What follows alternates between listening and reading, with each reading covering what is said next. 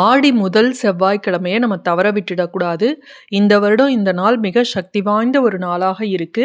உங்களுக்கு சொந்த வீடு அமையணும்னு நினைக்கிறவங்க, திருமண தடை இருக்கிறவங்க, அது மட்டும் இல்லாம தீராத கடன் இருக்கு, கடனை தீர்க்கவே முடியல, எப்படி இதிலிருந்து மீண்டு வர்றதுன்னு தெரியல அப்படின்னு நினைக்கிறவங்க, உங்களுடைய கஷ்டங்கள், நோய்கள், கவலைகள் அனைத்தும் தீர இந்த ஒரே ஒரு பரிகாரம் போதும். 9 நாட்கள்ல இதனுடைய பலனானது தெரியும். பல பேர் இத செஞ்சு இதனுடைய பலன் கிடைச்சது அப்படின்னு சொல்லியிருக்காங்க. அப்படி ஒரு அற்புதமான பரிகாரத்தை தான் இந்த பதிவுல பார்க்க போறோம்.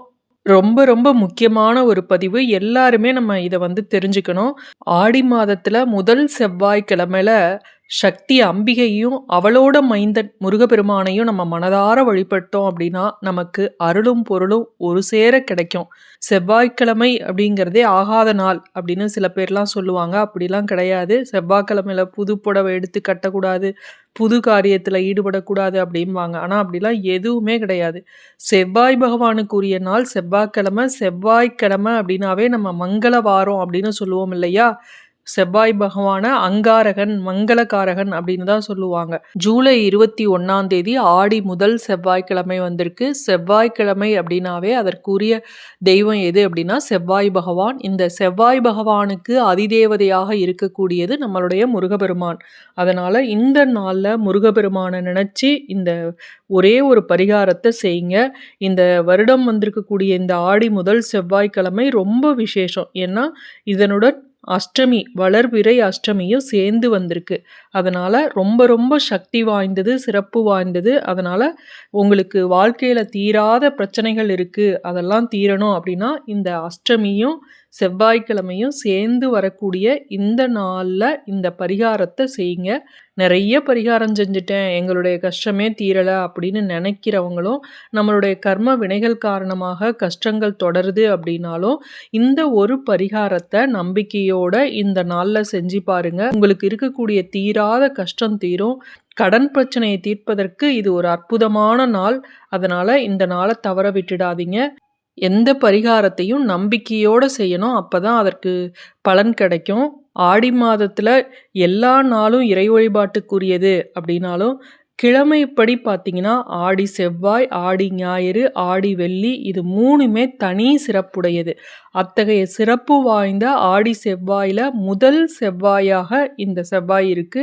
அதனால இந்த நாள்ல இந்த சக்தி வாய்ந்த பரிகாரத்தை செய்யுங்க. இந்த அஷ்டமினால ருண விமோச்சன அஷ்டமி அப்படின்னு சொல்லலாம். சக்தி வாய்ந்த இந்த நாள்ல நீங்க முடிஞ்ச அளவுக்கு முருகபெருமானையும், அம்பாளையும், வாராகி தாயையும் வழிபடுங்க, பைரவரை வழிபடுங்க. அஷ்டமி நாள்ல நம்ம ராகு காலம் கூட சிறப்பு வாய்ந்ததா இருக்கும். ராகு காலத்துல பைரவர் கோவில்ல வழிபாடு செய்யலாம். சரி, கோவிலுக்கெல்லாம் போக முடியல அப்படிங்கிறவங்க நீங்க வீட்டிலேயே இந்த ஒரு பரிகாரத்தை முருகபெருமானையும், பைரவரையும், அம்பாளையும் நினைச்சு இந்த பரிகாரத்தை செய்யுங்க. இந்த பரிகாரத்தை எப்ப செய்யறது அப்படின்னு பார்த்தீங்கன்னா, காலையில 6 to 7 செவ்வாய்க்கிழமை அப்படிங்கிறதுனால செவ்வாய் ஓரை அந்த நேரத்துல நீங்க வழிபாடு செய்யலாம், பரிகாரம் செய்யலாம். அதை விட்டுட்டீங்க அப்படின்னா மதியம் 1 to 2 செவ்வாய் ஓரை அந்த நேரத்துல இந்த பரிகாரத்தை செய்யலாம். நாங்க ஆஃபீஸ் போறேங்க, நான் வேலைக்கு போறேன், இந்த நேரத்துல செய்ய முடியல அப்படின்னு நினைக்கிறவங்க நைட்டு 8 to 9 செவ்வாய் ஓரை தான். அந்த நேரத்துல இந்த பரிகாரத்தை நீங்க செய்யலாம். செவ்வாய்க்கிழமையில செவ்வாய் ஓரை அப்படிங்கிறது மிக சக்தி வாய்ந்தது. அதுவும் இந்த ஆடி மாதத்தில் வரக்கூடிய முதல் செவ்வாய்க்கிழமையில அஷ்டமி திதியும் சேர்ந்து வந்திருக்கனால இந்த பரிகாரத்தை செஞ்சோம் அப்படின்னா சகல காரியமும் சித்தியாகும். எல்லா விதமான பிரச்சனைகளும் நீங்கும். எப்பேற்பட்ட பிரச்சனையா இருந்தாலும் சரி, இந்த அஷ்டமியும் ஆடி முதல் செவ்வாய்க்கிழமையும் சேர்ந்து வரக்கூடிய நாள்ல இந்த ருண விமோச்சனம் அப்படின்னு சொல்லுவாங்க. ருணம் அப்படின்னாவே கடன்னு சொல்லுவாங்க. கடன், கஷ்டம், கவலை எல்லாமே சேர்த்து தான். இதிலிருந்து நம்ம மீண்டு வரணும், நமக்கு விமோச்சனம் கிடைக்கணும் அப்படின்னா இந்த நாளை நம்ம தவற விட்டுடக்கூடாது. நீங்க இதுக்கு முன்னாடி எத்தனையோ பரிகாரம் செஞ்சிருக்கலாம், உங்களுக்கு பலன் கிடைக்காம இருந்திருக்கலாம். அதுக்கு காரணம் கர்ம வினைகள் காரணமாக நமக்கு பலன் கிடைக்காம இருந்திருக்கலாம். இந்த பரிகாரத்தை நீங்க செஞ்சு பாருங்களேன், கண்டிப்பா உங்களுக்கு பலன் கிடைச்சே தீரும். இதை நம்ம எங்க உட்காந்து செய்யணும் அப்படின்னா பூஜை அறையில கிழக்கு பார்த்து உட்காந்து செய்யுங்க.